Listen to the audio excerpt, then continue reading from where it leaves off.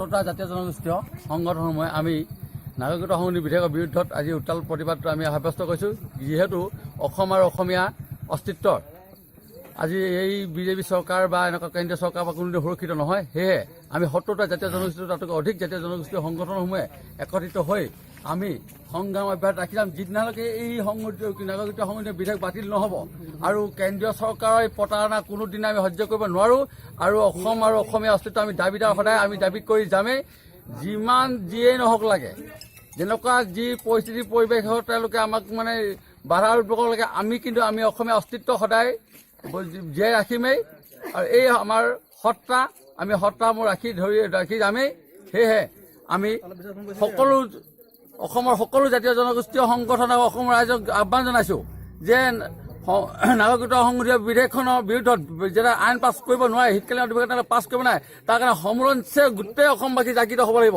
জয় অসম। জাতি মাটি ভেটিৰ কথা কৈ, পৰিৱৰ্তনৰ কথা কৈ, ডিজিটেল ইণ্ডিয়াৰ কথা কৈ আমাৰ দিছপুৰ আৰু আপোনাৰ দিল্লীত ৰাজপাট দখল কৰা বৰ্তমান চৰকাৰখনৰ দিনত যে অসম আৰু অসমীয়াৰ যে জাতি মাটি ভেটি সুৰক্ষিত নহয় তাৰ প্ৰমাণ আজি জলজট পটপটকৈ ওলাই পৰিছে। তেওঁলোকে নাগৰিকত্ব সংশোধনী বিধেয়ক 2016খন অসমত গৃহীত কৰি লাখে লাখে হিন্দু বাংলাদেশীক তেওঁলোকে বাংলাদেশৰ পৰাই অসমলৈ আনিব বিচাৰিছে। আৰু তাৰ প্ৰতিবাদত আজি 70টাকৈ দল সংগঠনে আমি চৰাইপুঙত আমি লগতে সমগ্ৰ অসমত আজি আমি জোৰ সমদল কাৰ্যসূচী লৈছোঁ। যেতিয়ালৈকে অসম আৰু অসমীয়া অসমত থাকে তেতিয়ালৈকে কোনো কাৰণত এই নাগৰিকত্ব সংশোধনী বিধেয়ক অসমত গৃহীত কৰিবলৈ দিয়া নহ'ব। ধন্যবাদ। জয় অসম।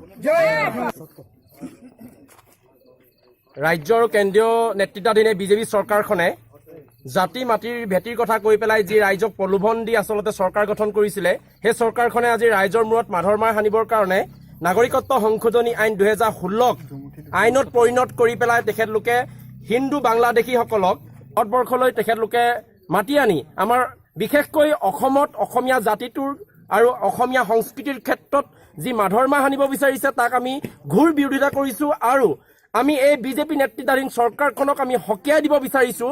অসমৰ প্ৰেক্ষাপটৰ আমি 72টাকৈ জাতীয় জনগোষ্ঠীয় দল সংগঠনৰ মজিয়াৰ পৰা আমি তেখেতলোকক সকিয়নি প্ৰদান কৰিছোঁ যে তেখেতলোকে কোনো কাৰণতে অসমীয়া জাতিটোৰ যি সংস্কৃতি, অসমীয়া ভাষা আৰু অসমীয়াৰ যি অস্তিত্ব, সেই অস্তিত্বৰ ওপৰত তেখেতলোকে লৰা ধেমালি নকৰক। অন্যথা কিন্তু আমি সমগ্ৰ অসমীয়া জাতিটোৰ অসমবাসী ৰাইজে আমি আপোনালোকক কিন্তু এই অসমৰ পৰা আমি চিৰদিনৰ কাৰণে আমি আপোনালোকক লদিয়াই পেলাবলৈ আমি বাধ্য হ'ম।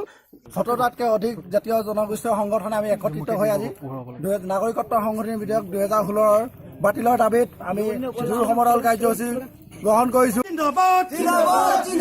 নাগৰিকত্ব সংশোধনী বিধেয়ক 2016 বাতিল কৰিব লাগিবই।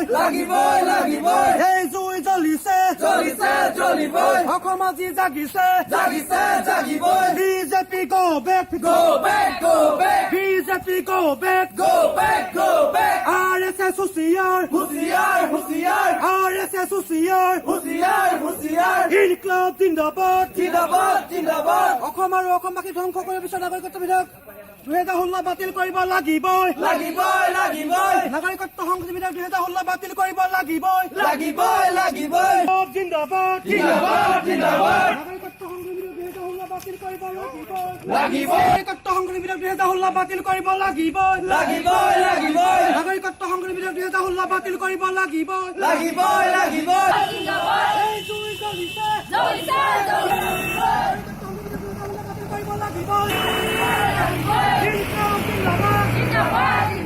ইনকলাব জিন্দাবাদ। বাতিল কৰিব লাগিবই। নাগৰিকত্ব সংশোধনী বিধেয়ক 2016 বাতিল কৰিব লাগিবই। ইনকলাব জিন্দাবাদ।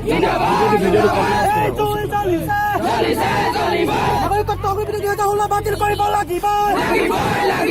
এই জুই জ্বলিছে অসমবাসী জাগিছে। ইনকলাব জিন্দাবাদ। এই জুই জ্বলিছে অসমবাসী জাগিছে।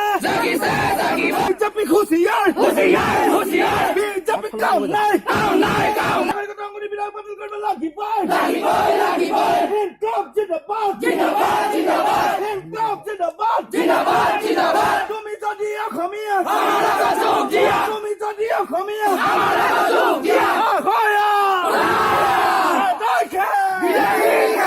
আজি সমগ্ৰ অসমৰ লগতে চৰাইদেউ জিলাৰ এই চৰাইপুং অঞ্চলত আমি গণতান্ত্ৰিক আৰু শান্তিপূৰ্ণভাৱে যি জোৰ সমদল কাৰ্যসূচী আমি ৰূপায়ণ কৰিলোঁ। 144 ধাৰা জিলাখনত ইতিমধ্যে অব্যাহত আছে। আমি এই আইন ভংগ কৰি শান্তিপূৰ্ণভাৱে আমি এই কাৰ্যসূচী কৰিলোঁ। আমাৰ যি লক্ষ্য উদ্দেশ্য আছিল, আমাৰ নাগৰিকত্ব সংশোধনী বিধেয়ক 2016 বাতিলৰ দাবীত আমি চৰকাৰ ঘৰলৈ এটা মেছেজ পঠোৱাৰ প্ৰয়োজন আছিল। আমাৰ মেছেজটো নিশ্চয় চৰকাৰ ঘৰলৈ যাব। আমাৰ প্ৰশাসনৰ বিষয়াসকল আহিছে, আমি তেখেতসকলক ধন্যবাদ জনাইছোঁ আমাৰ লগত সহযোগিতা কৰাৰ কাৰণে।